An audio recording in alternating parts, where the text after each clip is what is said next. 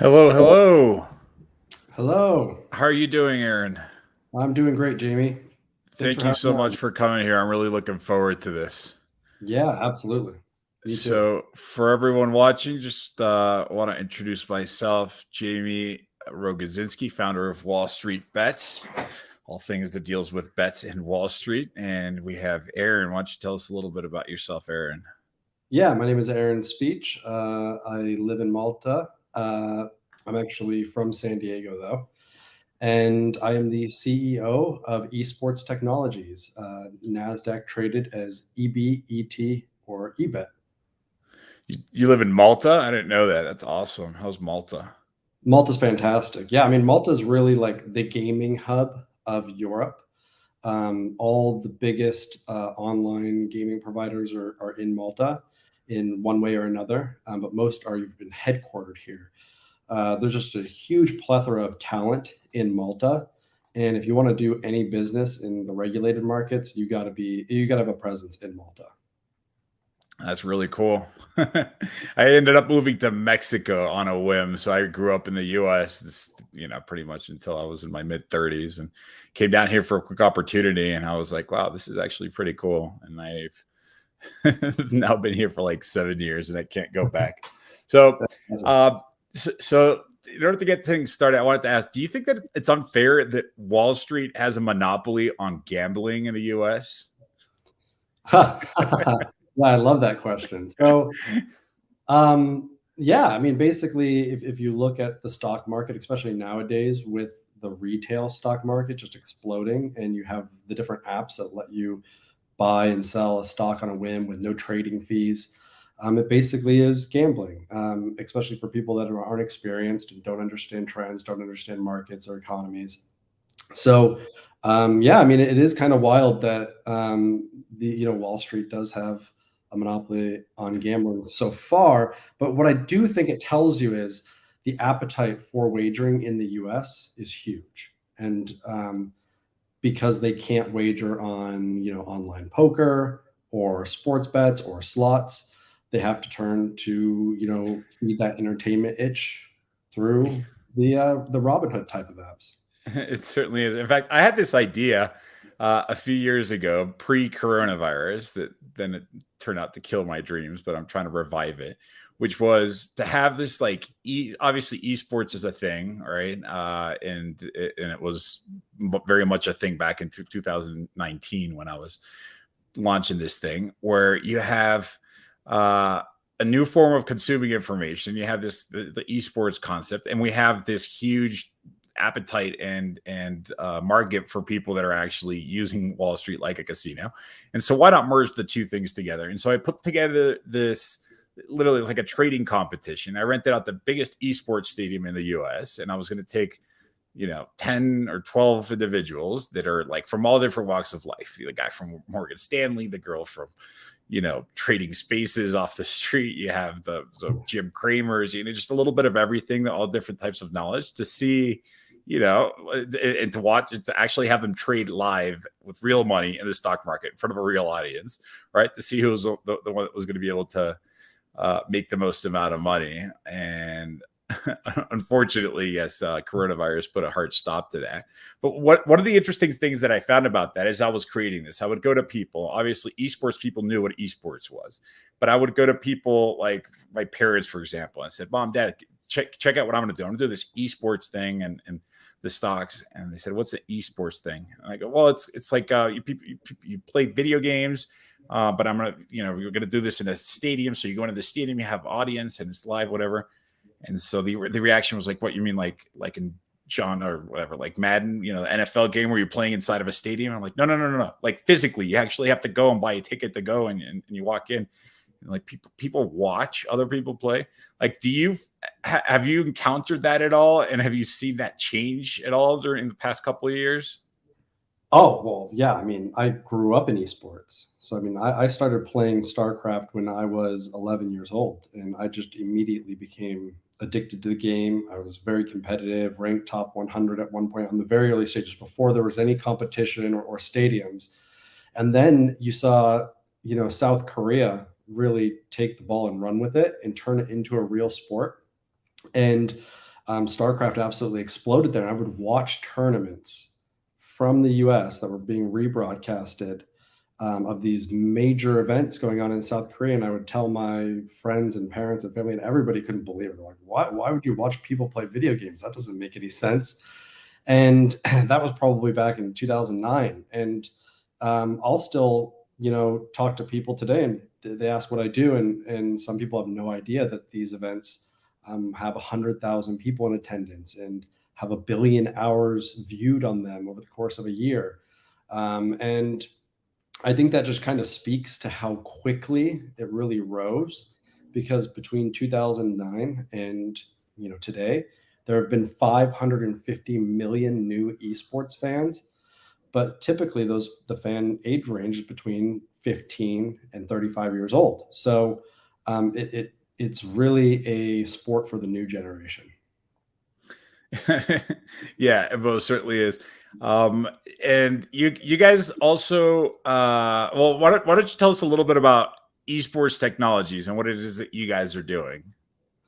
Yeah, so I founded the company 5 years ago with a group out of Las Vegas with the main goal of bringing a wagering platform to the younger demographics, so Gen Z and millennials, because we noticed they were just being absolutely underserved in the market.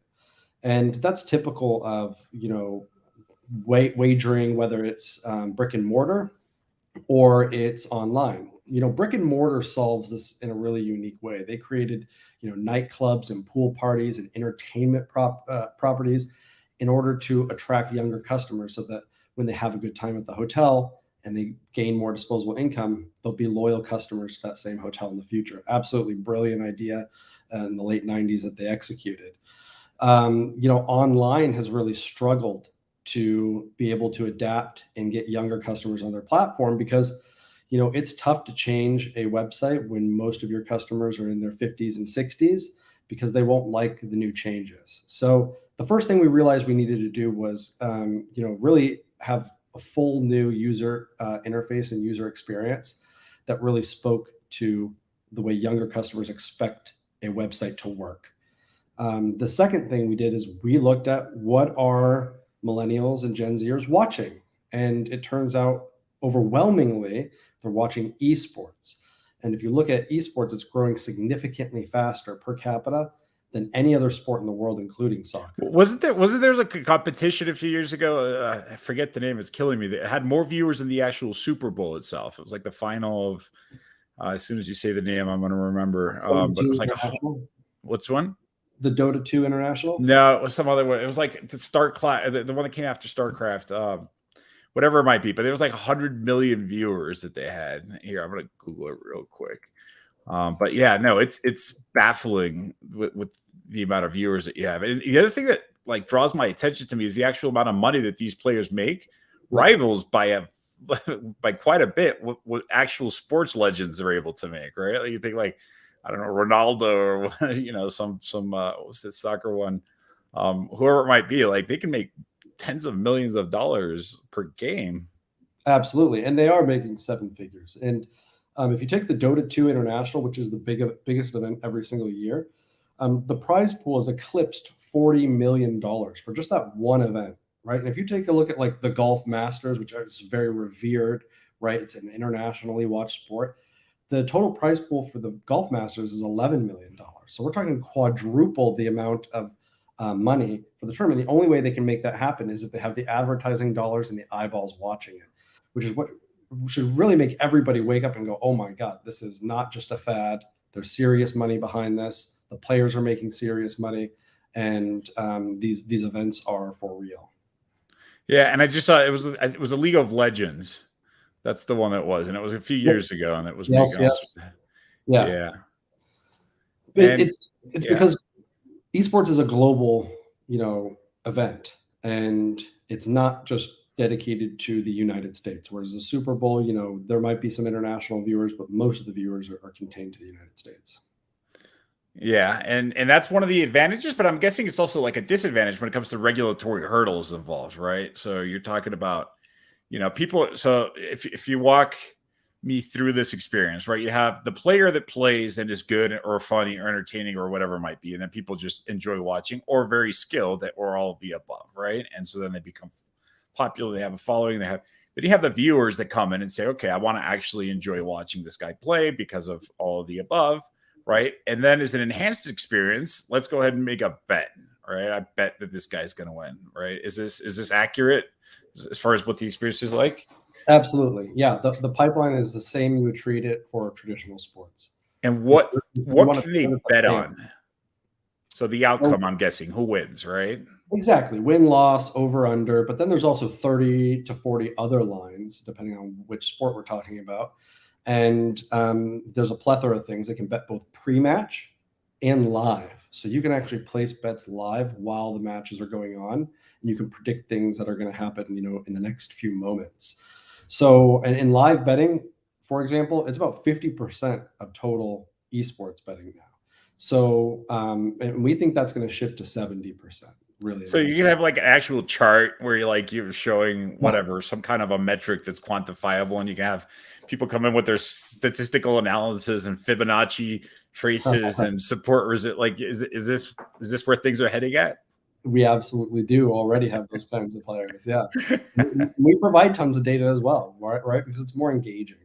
We don't have a reason to hide behind a lot of the statistical data. Obviously, we do our own odds and modeling, and that's something we're really proud of. But we want the customer to have a shot to take a look at the data and make some decisions for themselves. Well, I guess that's what also makes like baseball interesting, right? Baseball, for someone that doesn't really know it or watch it, can think it might be unexciting, right? Because it can take forever. These games technically unlimited, and they're kind of slow impact. But once you start getting into the metrics of it, and appreciating all the strategy behind it, is what makes it more engaging and fun. And so in that direction, are there like derivatives, like stock options, leverage products, all sorts of all the fun toys that come every time? I know that crypto is a market that's no longer that new, but when it first started, it's like, well, you can buy it, you can sell it, the price goes up, the price goes down. Now it's a full-blown market. You get futures, and I mean, you have such sophisticated tools. You see that happening with esports? Yeah, I mean, well, when you're basically buying a future, you're buying just win or loss, right? Pre-match on a bet, so that already kind of exists. It's just we use different terminology for a lot of it. We have insurance, so that you can buy insurance on the bets that you place. You can do multiple bets at one time. That by the way, is a stock option. That's exactly what you just described. Yeah. Can you sell insurance on that bet? Can you take the other side? But we sell the insurance, but the person can't sell the insurance back. Okay, can the person buy insurance for a bet that they didn't make? No. Okay. Well, that's the missing key, right? If you're able to buy insurance, because stock options, like they sound really complicated, but at the end of the day, I mean, they are complicated, but the crux of it, the reason why they're so attractive, is because they're leveraged. In other words, you pay a little bit of money and you can either lose it all or make a lot of money. So let's say, for example, that you buy insurance on $1 million bet, right? And let's say that insurance costs you $10,000 per se. Well, in theory, you can not make the $1 million bet, pay $10,000 to insure that non-$1 million bet, and if you win, you get your $1 million. Sorry, if you lose, right, you lose your $10,000, but you get $1 million back, right? Whereas if you win the imaginary bet, then you get to pretty much break even. I like it. I like it. I might have to get my quant team to start modeling something like that. That's really cool. And you mentioned just a second ago about these the wagering odds. I saw that you guys have some patent pending process or feature or product, or what? Tell us about this.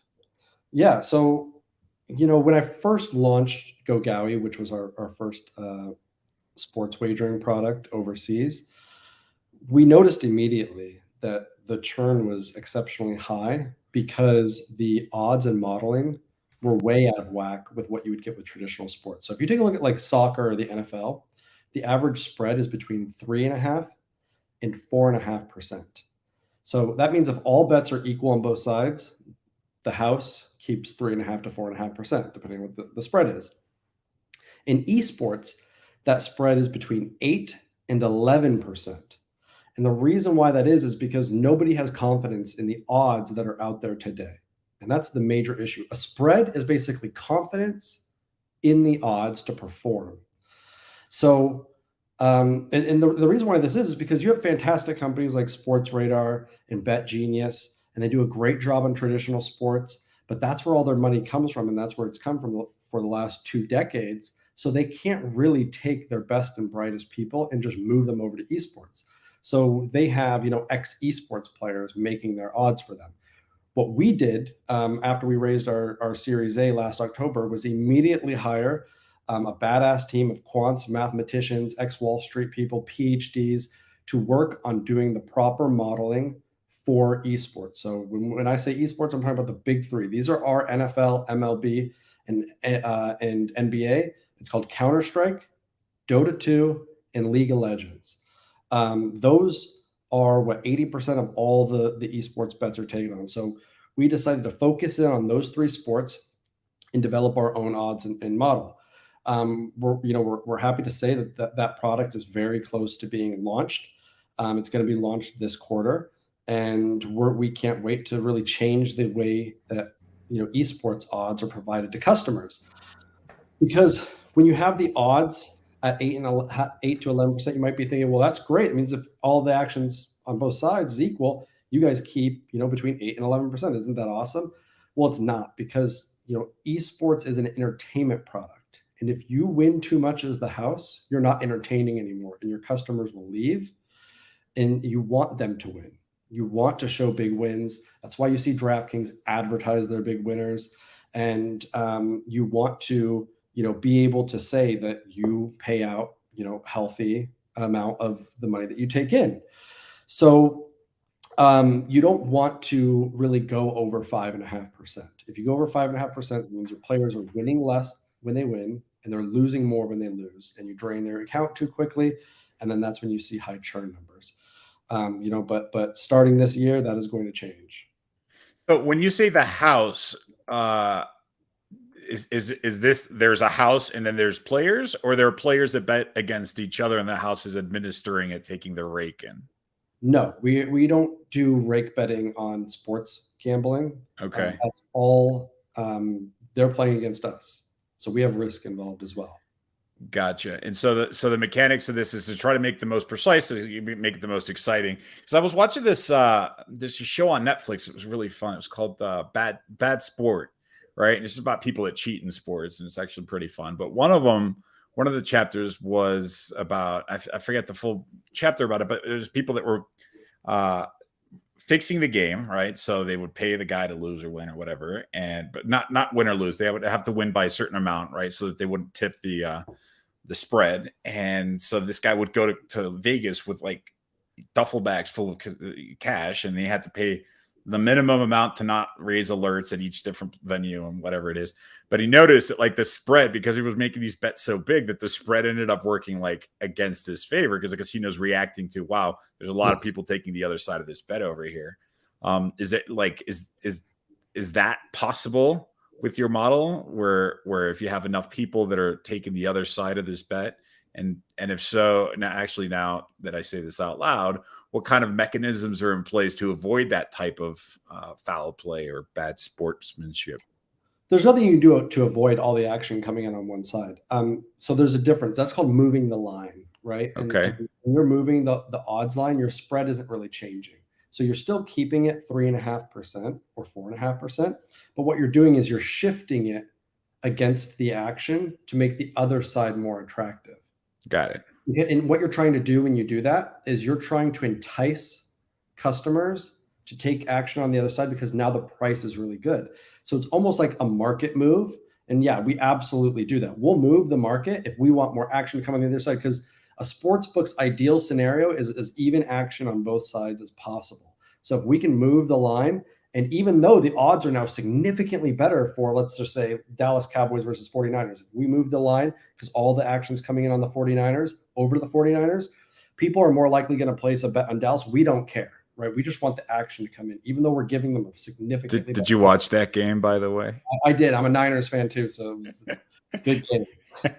I watched the end of it. I was like sitting here with my brother-in-law, and he understands most of the rules. And obviously, he's a big fan of football, right? But like, I'm kind of walking him through the strategy. I'm like, well, they're running down the clock. They still have a shot.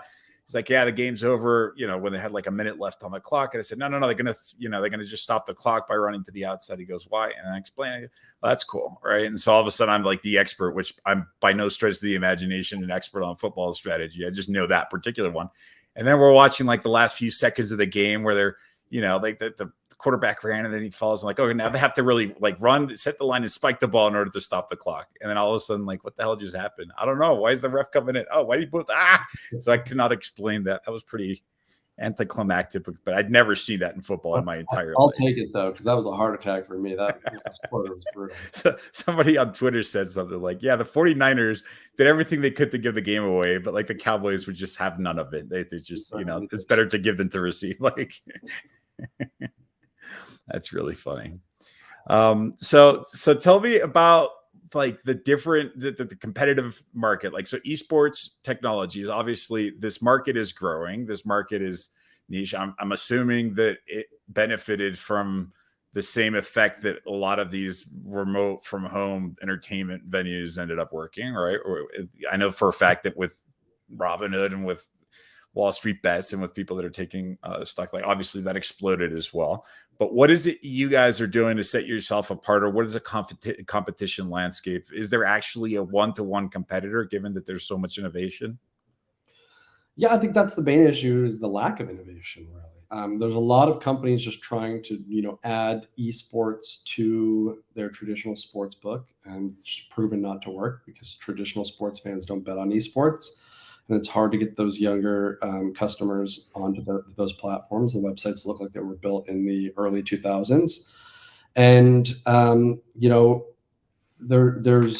it's difficult to launch a wagering product. There's lots of regulatory issues you have to go through. And, that's probably a huge deterrent, which is a huge benefit for us because we've gone through all that. We're extremely experienced getting regulated in Curacao, regulated in Western Europe through the acquisition that we just did. And for us, it's a huge advantage because you kind of just see the normal faces that try to launch, wagering products, which is usually small teams, very, bootstrap kind of operations. Whereas we came from it from more of like a Silicon Valley startup, point of view from it. And that allows us to create technology that's going to service this new generation of wagers significantly better, not just on the esports side, on the traditional side as well. What are like in the US? I know in 2012, when World Series of Poker came out, I became like the best armchair poker player, Chris Moneymaker in the world, speaking like a true pro with my gut shot straight draw and the whole 9 yards. And then I went on Poker Stars, or I forget, there's like a bunch of them, and I would play and I'd actually put money in there. And then next thing you know, I think it was with Barack Obama. I don't remember which president, but like they ended up raiding all these offices and they charged them with terrorism laws and whatever, and like made it the whole thing illegal and stopped the show for them. Mm-hmm. But since then, I know that there's been a lot of changes in the opposite direction, right? They've been taking like the marijuana approach. Let's slowly decriminalize this thing. If you do it in this state with this jurisdiction with this thing, and and now I know for a fact with regular sports, you're able to do this more frequently. What's the status of that in the US specifically for esports betting? Yeah, so we call that Black Tuesday in the industry, the day they raided everything. But the Supreme Court actually overturned that 3 years ago, and for the last 3 years, you've been seeing states draw up their own regulatory, laws to figure out how they want to do gambling online in their state. So the first one was, the first one out of the gate was New Jersey. I think that they're probably the most prominent one that everybody knows. And you can do full sports wagering, esports wagering, casino, live casino games. So they have a plethora of options to wager. Every state is deciding their own tax structure and you're going to have to be regulated state by state. So you can't just get a license in New Jersey and operate in California. You're going to have to wait till California regulates it and then apply for the license, and then do what you need to do to get the license. So we know that members of Congress are really good at trading stocks, right? Like I'm very awed by what an impressive track record they have. Do you think they would be getting into the sports betting, given that they just have a knack for this type of thing? And if so, do you think they would have to regulate themselves from doing this because they might or might not be very, very profitable with that, or their husbands? Let me put it to you this way. Yes, if a congresswoman or senator owns one of the sports teams, absolutely. That's cool. And so, so that's in the U.S. And then outside of the U.S., what is that regulatory landscape like, and how much of the market is coming from outside versus the inside? And the last one on this one is, do you think that the sizes of those markets are in any way impacted by the regulatory climate in the respective locations? Yeah, so 142 countries are what we consider unregulated, which means a curacao or a Malta license essentially allows you to do business in those 142 countries. And that's basically all of Southeast Asia, Africa, and then, countries sporadically throughout the world. And then most of Western Europe is regulated. So you can consider like Western Europe, like the United States, except each country you have to get a license in. So that it really depends on what business you want to do, who you're going after. If you're going for regulated license, you want to make sure you do a ton of market research first. So that way the people in that country are actually going to be interested in the product that you're serving them, because it's a huge headache. It takes years to get regulated in some of these countries, and it can cost you millions of dollars. But we really prefer regulated markets, and I think that's why you see companies like DraftKings get a high multiple, is because they're going into the United States, even though they might not be doing the revenue some of the overseas competitors are doing. And that's because if you're in a regulated market, there aren't any unregulated competitors. You're paying a bit more in taxes, but it's basically like protection. You're paying for protection to keep people that might try to undercut you out, and it allows you to kind of have a pseudo monopoly inside of a country with only a few other players, or a few other competitors. So, regulation, I think overall is good. I think it will make betting safer. I think it'll make it more mainstream because people won't be worried if they get paid out or not. That'll only benefit a company like us that's on the NASDAQ, that's, already, got the credibility of being a safe bet, so to say. Well, yeah, I feel you with that one, because in the crypto world, that's 100%, right? Like I'm getting involved a lot with these different cryptos, this hybrid crypto stocks thing, and they're like, "What do you think when the big bad regulator comes?" I'm like, "I cannot wait for them to come." I'm like, "Yeah, but they're going to make it hard." I'm like, "Yeah, that's fine. Like even if it's like a bad set of regulations, we can work around that framework and we can then lobby to make it better, whatever." But the uncertainty that is caused and the lack of formal processes and all these different things that you need in order to operate with confidence. In fact, I have this friend, this acquaintance that was doing something which I called regulatory arbitrage, right? And this was a few years ago when, once again, I don't know why I keep coming back to marijuana. I don't even smoke it, but he has this marijuana operation. I don't fully know. And you have certain states and whatever, there was Colorado and Washington or whatever. He would go after the really difficult ones like Massachusetts and Texas and I don't know which other ones, Florida. And he was starting this really, really impossible process of getting somehow registered as the medical, whatever version that particular state had. And it's a very expensive process and it's a very time consuming process.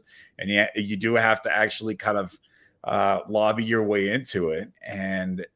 And he was doing that there as opposed to in the states where it was fully legal. And his argument was, because I will have a monopoly in these states, right? Like once these states also regulate and they've legalized or decriminalized, once they start catching up, I'm already going to have my shop set up and everybody else has to submit their application over there and stand in the back of the line. And I will have this opportunity. That was like a very clever maneuver, very time consuming, very expensive, a lot of patience. but it's clearly a really smart strategy. Because once you get the seal of approval by the government, then you get the floodgates open, and whoever can capture the most of that market is able to do the best. And so within the U.S., one thing that on this question that wasn't immediately clear in the U.S. itself, like you can already bet in the U.S. or you're still working on it, or what's the status inside? And I'm bringing this up because somebody from YouTube asked, when will Esports Technologies be getting into the U.S. market, from Hack Dan on YouTube. Yeah, so we currently don't operate in the US, but we are very interested in being in the US, and I think you'll see some things down the pipeline extremely soon from us that show that dedication. Very cool. And also, along this innovative standpoint, you guys are also working on another patent pending process, which I remember is the browser bets. Can you tell me about that? Yeah, I would love to. So browser bets is a unique piece of tech that allows you to bet directly in stream in your browser using a Chrome extension. So when you're on our site, whether it be eSportsBook or GoGowie, you'll have the option to download a Chrome extension. Once you do that, you can go watch any sporting event you want. You can go to NFL Sunday Ticket, you can go to Twitch and watch some esports. And what we do is we read what video is being played, and then we overlay the odds directly onto that video. So that way you can place your bets directly in stream and neatly close it away when you don't want to see it. And then when you want to open it back up and place your bets live, you can do it without having to go to your phone. You don't have to click over to a different tab. You don't have to try to fumble with anything else and miss your bet, because a lot of these live bets are extremely quick. And it'll bring the betting experience directly to the customer where they're viewing the content, which is huge, because right now there's a massive, vie for eyeballs right now, right? Everybody's trying to get you to watch their content as much as possible. Me as a gambling operator, I'd prefer to stay out of that war, because I don't have the hundreds of billions of dollars in marketing that Netflix and Google do. But what I would like to do is bring my content directly into their stream, so that way they don't have to go anywhere else, and they get a seamless experience that's frictionless for the consumer. So those are the kinds of pieces of tech that we're thinking of, that we want to bring to the forefront of the wagering industry over the next couple of years. That's actually super smart, right? Because I would guess that most people say, I have this really great idea, right? We have this great experience. We have this great ability to provide, whatever the odds for the wagers. And so I'm going to create my own app and have people do it. And maybe you guys are also doing that as well or not. But instead of saying, I'm going to pull everyone to me, is this thing is like, people already have their preferences. They already know how they like to watch their sports. I'm not going to try and peel them away from her.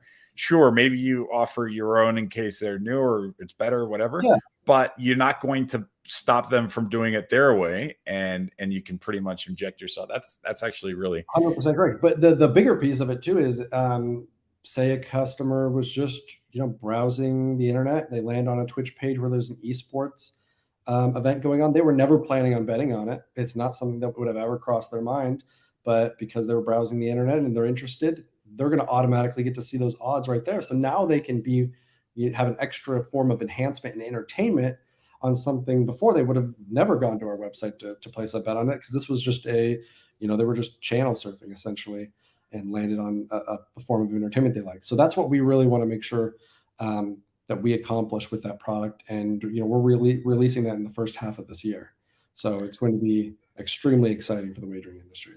And can you use crypto? Can you use crypto to place bets? To place bets, exactly. You can't use crypto to place bets, but you can deposit using crypto. It just gets converted into. Oh, okay. So you can use crypto to have your experience. Absolutely. There. So yeah, absolutely. So you link your Bitcoin account. Yeah. It'll just show up as dollars. Yeah. No, that makes sense. Yeah, because otherwise you turn into like a Forex market too, and then it's a pain. Yeah, exactly. I get that. And I say that just because, number one, the tremendous amount of money that isn't in crypto. Like I'm no longer impressed when I meet a crypto billionaire, right? The first one I was like, oh wow, this guy made $1 billion with crypto, right? Now if people present, so I know that there's a lot of that. And there's also very enthusiastic fan base in that world as well, and I'm guessing that also overlaps with the demographic that you have, which I understand is the Gen Z millennials, kind of geared towards the younger set of people. So that makes a ton of sense. And what about now that we're doing like Metaverse and I don't know if NFTs necessarily go into this, but in the Metaverse, I could see that being relevant. Where do you see that playing? Yeah, I mean, we've taken a look at some awesome Metaverse tech over the last 6 months. I mean, obviously you have the virtual casino where you're walking around inside the Bellagio in your headset, placing bets with other people, and half the people look like they're cats and dogs, right? Everybody has their own avatar. So those are obviously very cool. But I think you're going to see a lot more unique applications of the metaverse for the wagering industry, and I think you're going to be able to have a lot more gambling content that is, for a newer generation, people that are basically have been on the internet their entire lives and are now going to be, in the metaverse for most of their lives. We can't really talk about what we're working on, but it's something we're extremely interested in. That's awesome. I'm actually really excited to see what the innovation of it, because right now the metaverse is, whenever I've gone to various metaverses, you have a lot of really cool applications for these things, but I would say the majority of the active content is casinos, right? If you go to like the Bored Ape Yacht Club on Decentraland, it's a casino boat, right? Like, these things, it's all casinos, which I guess it makes sense. It's a quick way to get people engaged and keep them there and make money. But I'm excited to see where the innovation is and the actual experience itself changes, right? Because if you're just saying, oh, okay, well, I want to bet on an esports tournament or game, I can click here, click there, put on my VR, and do the same thing. And it's just a different way to process it. But I'm really excited to see the people that innovate past that. And I'll give you an example. Like, I was in Miami recently, and I gave some conference, and somebody asked me about the metaverse and where it's going to be in the future. And I say, I'm not smart enough to tell you, right? But what I can tell you is, when computers first got mainstream, they first went mainstream, and when they were designing them, they try to create the experiences close to what people were comfortable with. For example, you would have a desktop, you would have folders, you would have a file, you would have a trash bin, which then turned into a recycling bin for environmentally friendly people, but they found a way to do it. And so this experience of interacting with this computer is like, yeah, this is like a virtual office and virtual desk. And and then a lot of that still exists now, but you take something like your cell phones, which are almost more powerful than a lot of computers, certainly more powerful than the first round of them. And it's no longer that experience. It's no longer point with the mouse to click or whatever. It's drag and pinch and zoom, and you don't see the word files anywhere in there. And you're rotating this thing around, and you're interacting with it, because it's got like sensors, so you can shake it to play certain games, and you can, measure. So all of a sudden, we've now transformed well past whatever the first version was. And I think that with the metaverse, it makes sense to say, well, what are we going to do with this little virtual space? Because the technology is cool. You can move around and it moves.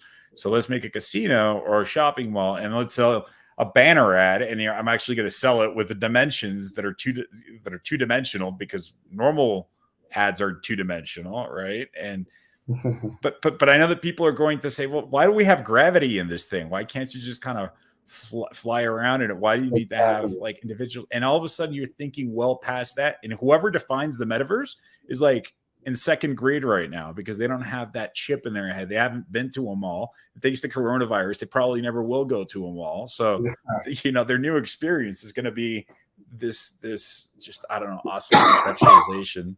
So I think I don't know. I'm looking forward to seeing how esports as an experience, right? People that want to actually go watch it and interact with it in a different way.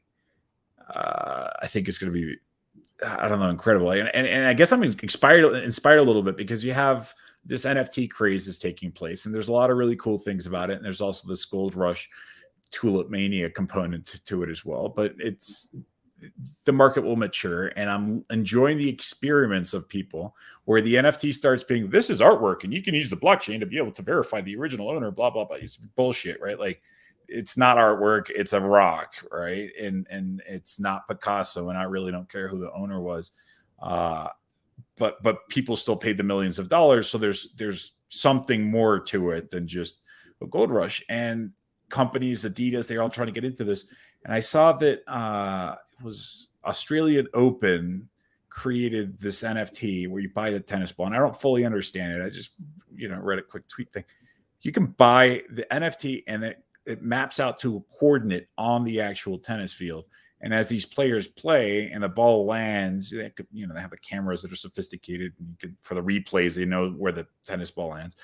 If it lands on your thing, you get like points or whatever. And then if it lands on your point for the winning score of the game or whatever, you physically get the ball. They'll send you the ball. You verify your ownership. And I'm like, wow, how cool is that? Interactive. Now you want to watch a game. Now you're hoping the ball lands in that spot.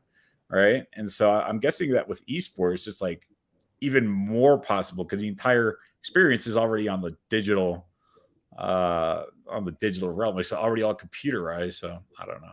Yeah, I mean, well, with esports, it's a no-brainer. I mean, all these games are video games, right? They're digital, and it doesn't take much, especially for a game like CounterStrike, to not just put you in a virtual stadium, which is like, oh, let's just put you in a virtual stadium 20 rows back, like you would buy a ticket for, but actually on the battlefield. They don't see you on the battlefield, but you can walk around the battlefield as like that's awesome.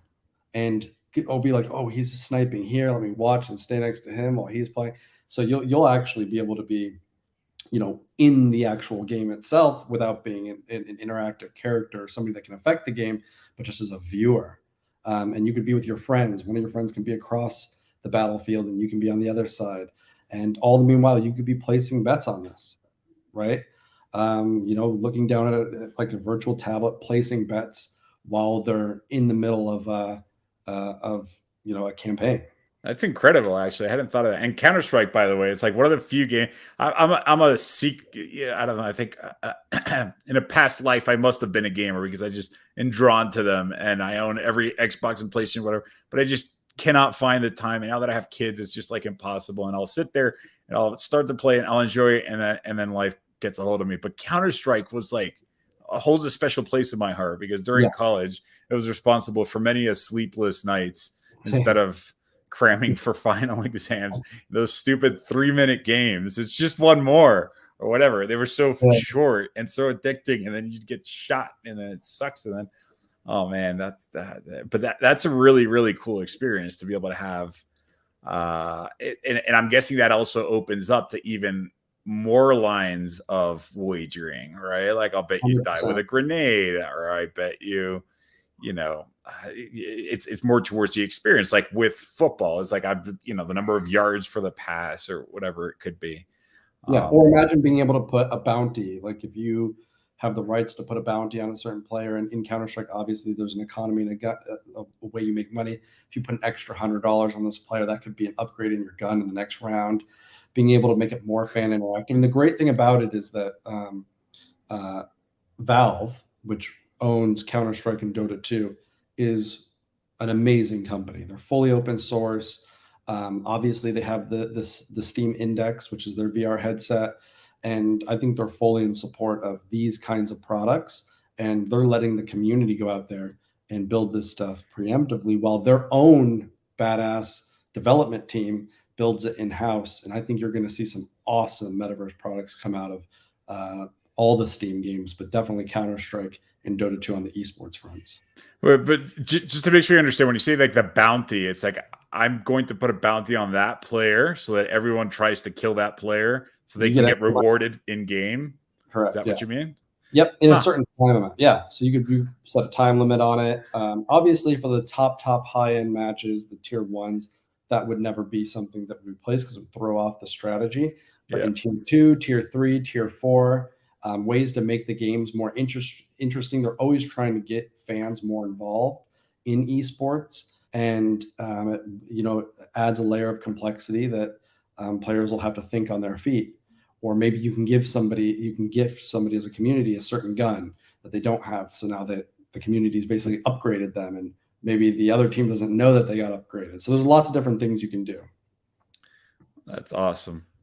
Let me just shift a little bit here. I also noticed before this morning started, you guys actually released some. Well, actually, before you even say that, you're a publicly traded company, all right? You guys list on the Nasdaq, and you've been there listed for how long? Since April 16th. Since April 16th. Awesome. And then this morning you released some what I consider to be aggressive guidance, but you're calling it more moderate. Yes. Tell me about that. Yeah, we're very confident in the guidance we gave. And just for some context, we didn't kind of go over the transaction, but we just purchased a B2C business from Aspire Global. Aspire Global is a NASDAQ Swedish company. They had a B2B and a B2C business, and we just acquired 1.2 million players, 60,000 monthly active users. We closed the transaction December 1st. And really, one of the main reasons why we wanted them was because, number one, it gave us instant access to Western European countries like Germany and the UK for our esports product. But 70% of those customers are between 18 and 40 years old, which is exactly the demographic we want to target, because it'll allow us to cross-sell those same customers that are playing casino games into esports, which we feel very confident that we can do over the next 12 months. So we feel very good about the guidance that we laid out. This is a transformational acquisition for us, and we're really excited about 2022. And are you guys profitable? And this is coming from a question here. This is from Andy on YouTube. Andy Pluckadal. Well, I'm not even going to try it because mine's Rogozinski and it's hard enough. No worries. Yeah, so the assets that we purchased, we're running about 12 to 14% EBITDA. We're choosing to reinvest that EBITDA into tech and marketing. So combined, it's not, but the assets that we purchased were profitable. So you're doing like the Amazon strategy. Correct. All right. So for those that don't know, like Amazon for the longest time had zero profitability because they would take every dime and they would reinvest it into growth. And now they dominate half the world and they're working on the extraterrestrial portion of it. Yeah. We have to remember there's 550 million customers. I know I've repeated that several times, but it's so massive. And 99% of these customers have never placed a bet on esports or traditional sports. And we are in a mad dash right now over the next 10 years to capture as many of those customers as possible. And that is our main goal. So we are going to be reinvesting in marketing, reinvesting in technology until we build that market share out to where we're the dominating player. And so and I also know that you guys have done a ton of acquisitions over the course of, I don't know how long it's been, right? Like, what does that mean as far as I'm looking at everything, at least from the consumer standpoint, like the experience that you guys are able to offer? Is this one platform that you're consolidating with all these acquisitions or these technologies that you're plugging into? What it is that you have? Why don't you tell me about that? Yeah, so we have different assets in different regions. So with the Aspire acquisition, we got 6 different properties. Again, they're in different regions of Western Europe, but they're all using Aspire's same backend. And GoGowie, which was our unregulated esports product, we have brought that on to Aspire as well. We actually just launched that on the Aspire platform, and that allows us to consolidate. So all the backends are on the same platform, which allows us to cross the customer into different buckets. If they want to play an esports product, they can make an account and have it linked with their other account. Got it. Makes sense. So our back end is the same, right? Yep. So we consolidated basically like the back end software portion of it, but there's still several pieces of front end software that the customer can pick and choose depending on what region and language they speak. Yeah, that makes sense. And do you play video games or do you watch video games or both? So I know you say you've been in esports forever, but I don't know which side of the fence you were on. Both. Yeah, absolutely. You know, I mean, I don't play as many video games anymore. Mainly just, you know, slower strategy games like Civilizations, something that's kind of calming. And I watch tons of esports, right? Number one, it comes with a job, but number two, I love it. You know, esports is extremely entertaining, high paced, and you know, once you kind of get dedicated to your team, it's really no different than traditional sports, or if you're a soccer fanatic or an NFL fanatic. Once it captures you, it captures you. Which ones do you like? Counter Strike, and StarCraft. So Yeah, those were the those. two I watch more than anything else. That's and then play. You were mentioning you're not doing these slower ones, but back when you used to have time, which ones did you enjoy playing? Oh, StarCraft, Halo, Counter Strike, Overwatch. I mean, yeah, you name it. If it was competitive, I at least tried it. But it's tough because, you know, these games, like, it's extremely hard to get good at them, and you have to dedicate hours and hours of time. So it's no different than a kid that's outside shooting hoops in the basketball hoop, and he's spending 8 hours out there. Most people go, "Damn, that's dedication. Look at him. He is going to be something one day." People don't really look at a kid sitting on their computer playing video games for 8 hours, you know, practicing the same way, but they're going to start doing that. And I think they've already started to shift their thinking on that, but it's really no different. That is the kid shooting hoops for 8 hours and having dedication towards basketball. Yeah, and it's almost somewhat unfair in that you have parents are like, "Why don't you go outside and do something with your life?" Right? Like, well, why are you sitting in front of that computer all day long? But like next thing you know, they're making more than Beckham or whatever. Yeah, absolutely. Yeah. And so, what is it that you're excited about for 2022 for this upcoming year? God, I hate saying that name, I that know year. it's brutal.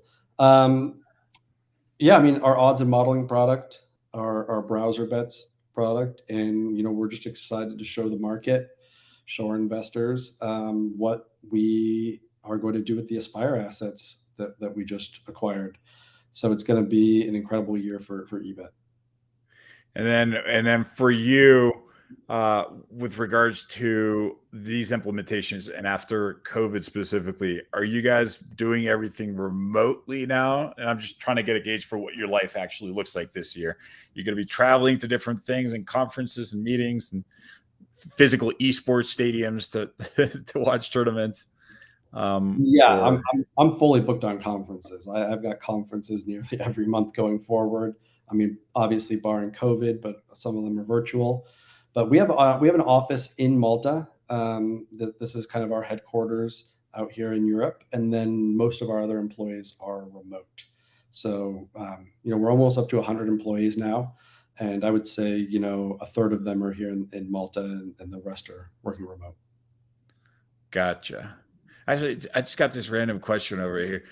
So you have all these PhDs and rocket scientists that you hired for your wagering odds model. Can they do that with? Can they just change the settings on it so that they can point the stocks? Tell me what the Well, odds of them going up and down are.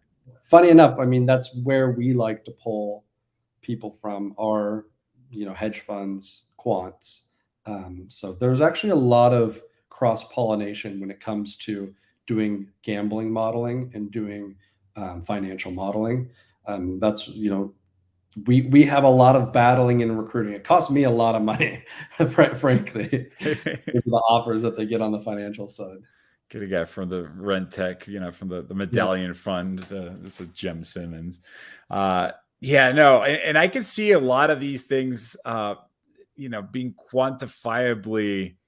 At the end of the day, a lot of these things just turn out to be math, and they have these kind of models that end up working out. But there might be inherent differences in the way that the data gets produced. In other words, in the stock market, you have supply and demand, and then you get a price. Like those are pretty much your major forces.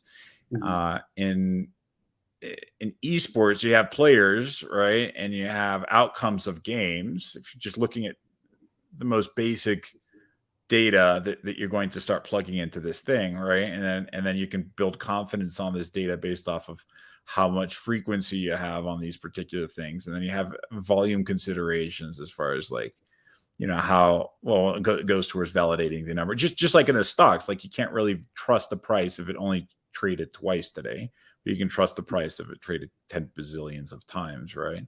Yep. And I guess there's no really question here. It's more me just trying to figure out, because it sounds like an interesting puzzle to solve, and I just love puzzles, and I love the ability to find arbitrage opportunities, because one, I can make money from them, and two, if I do find one that does actually help me make money, that arbitrage opportunity will then close, which sucks for me, but it's great for humanity, right? Because now you've built more confidence into that particular loophole that's been closed, and If you create an arbitrage opportunity in gambling, typically what will happen is you'll get contacted by the sports book directly, and they will pay you a huge sum of money to be able to plug that into their model. that's really funny. Oh, well, there you go. There's your your Happens all bounty the over time. there. Yeah, when we track all of our players. So if somebody is winning at a really high clip, and it turns out they're a sharp player and they're using analytics, any sports book will pay them good money to plug that into their model. It'll That obviously it, close that loop for the player, right? of And course. for other players, but the person who came up with it generally gets a pretty good amount of cash. There's your additional motivation for all the people to go in there and try, especially when things are new, right? That's when you can best find them. We had 100%. yeah, well, I won't get into the stock side of it, but you have a lot of things that are new and implementations that are new. So there's lots of different locations for people. And you can actually, if you're good at solving that type of problem, then you've just explained to these people how they can make a lot of money by pretty Yeah. much selling that back to these companies. But anyways, we're running up on the time. Was there anything else that you wanted to talk about? No, just thank you for having me. We're really excited to kick this year off and show everybody what we're about. Well, thank you so much. This was super informative and super entertaining. I hope you enjoy the rest of your day. Awesome. Thank you, Jamie. Take care. Bye. Bye.